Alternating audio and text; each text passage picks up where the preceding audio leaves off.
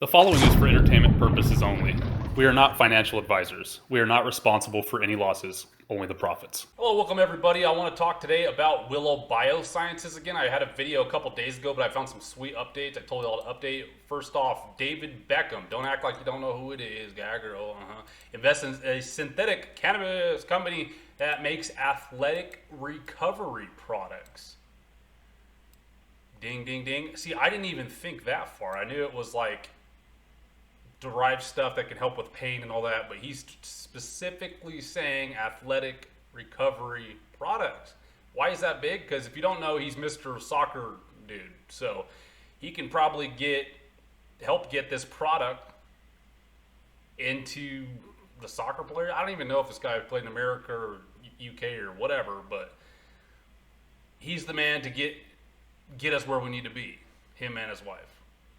David Beckham taking minority stake in cellular goods. Okay, so this isn't in Willow. This is in cellular goods. How do they connect? Cellular goods uses Willow Biosciences stuff. So the guts of cellular goods, the only reason cellular goods is going to work, number one, the branding, this dude. So now we have this guy branding. But then the guts of it is Willow Biosciences. They're first to market as far as all my research has shown.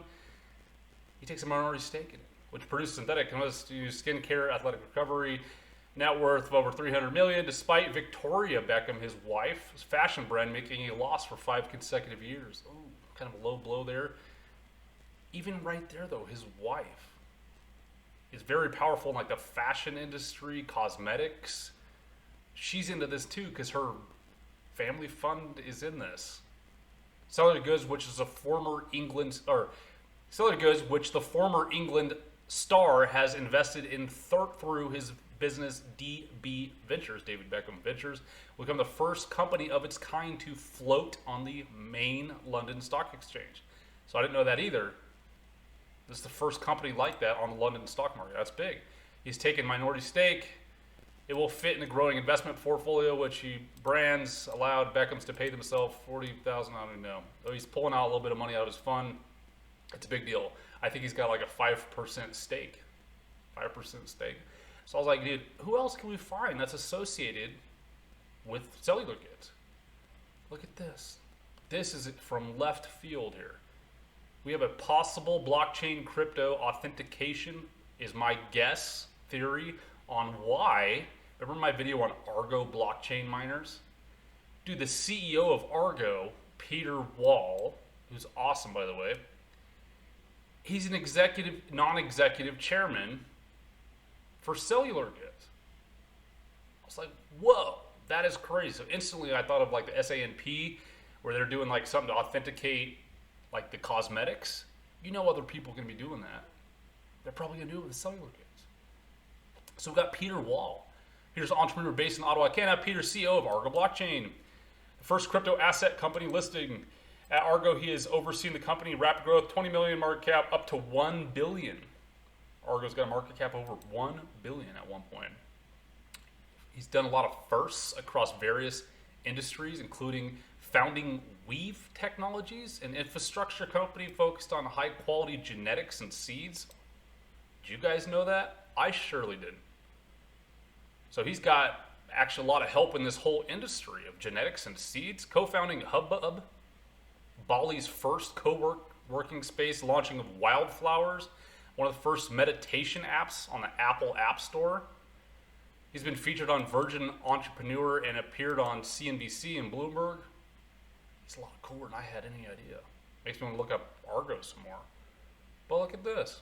We also have this chick, Sarah Hemming, creative director.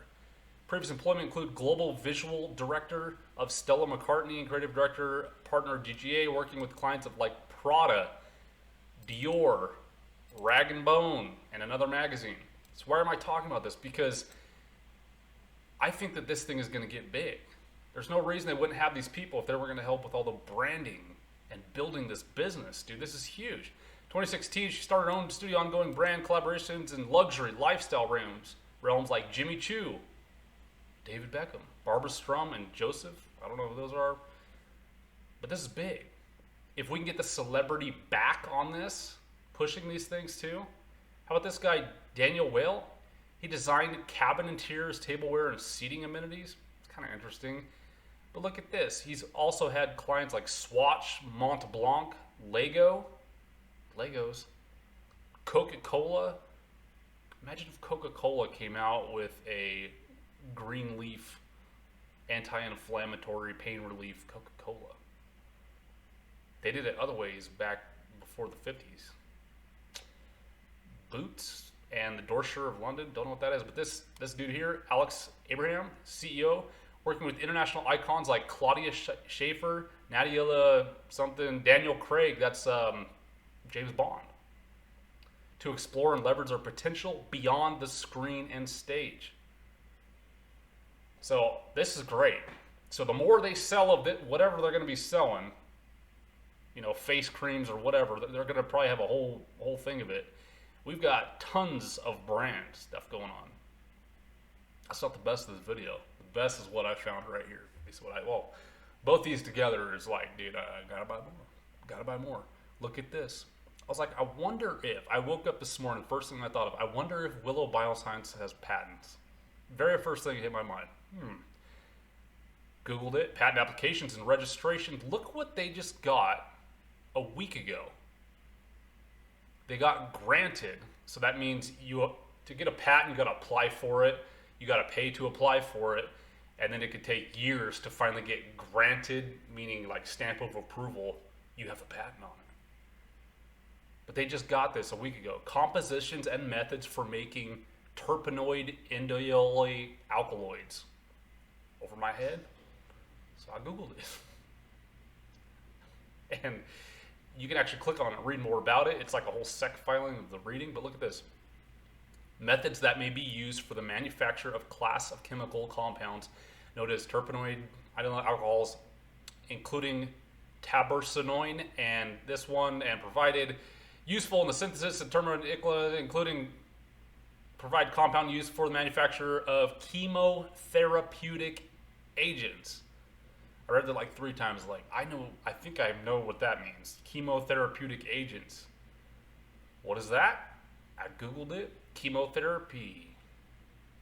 It's a type of cancer treatment. Anti-cancer drug. Chemotherapy may be given in circular chemotherapy is a type of cancer treatment used in more anti-cancer drugs as part of the stabilization chemotherapy regime. Chemotherapy, blah, blah, blah. You probably know that. Unfortunately, you probably know that. Maybe fortunate. Maybe it's helped someone out that you know. But this is huge. So we had the whole cosmetic thing. We had like the deodorant, face cream stuff, growing more skin, but that's huge. So remember I was thinking like maybe they'll like dip into like mushrooms or something like that. Found something else down below, but I didn't even think about them trying to figure out how to help with cancer. Another patent just filed. Check this one out. Compositions, methods for making whatever the heck that says. The secondary metabolite is produced by opium poppy, okay? So get this, I was thinking mushrooms.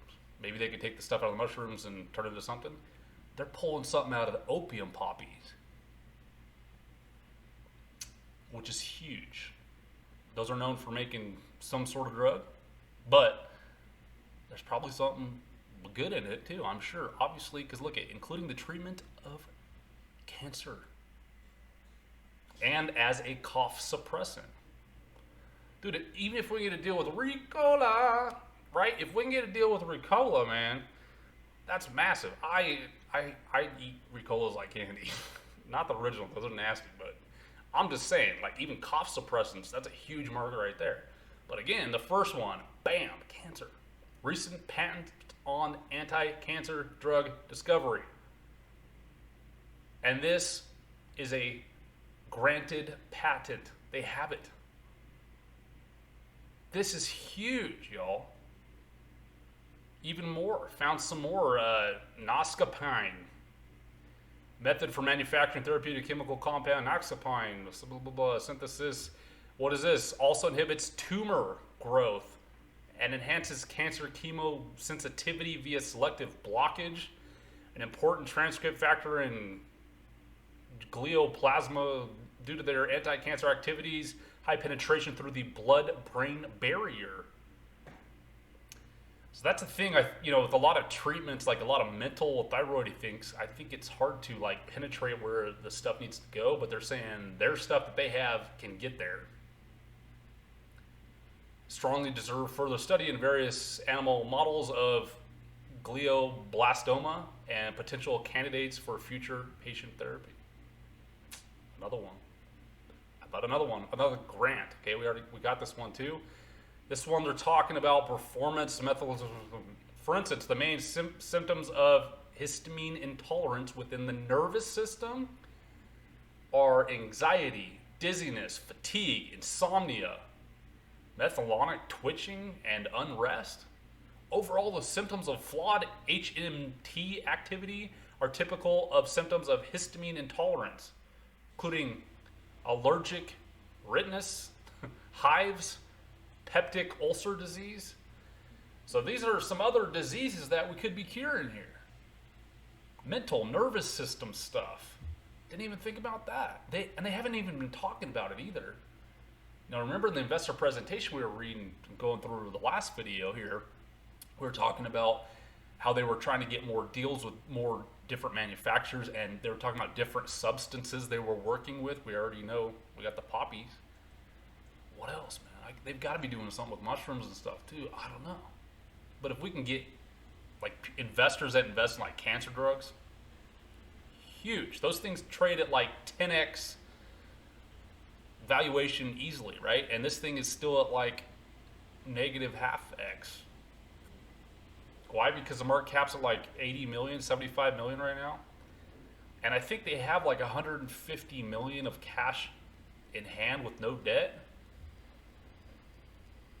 Those are crazy numbers for bioscience, biotechnology companies, and this one's actually legit, where most of them that are running 10x are not legit, so this thing should at least 10x, if you ask me. Once it gets cool, we get one brand to associate or one like big PR press release about this cancer stuff that the dude, I read a bunch of stuff about the CEO.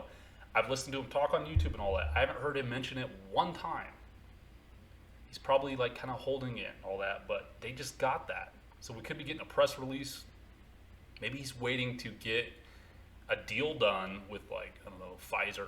I don't even know who does like cancer treatments, but maybe he's waiting to get the deal done with one of the big boys out there in order to do a press release, and this thing should just rip faces. Totally rip. Anyways, both these blew my mind. We got the people that are going to sell it. We got celebrity endorsements. We got the crypto slant now.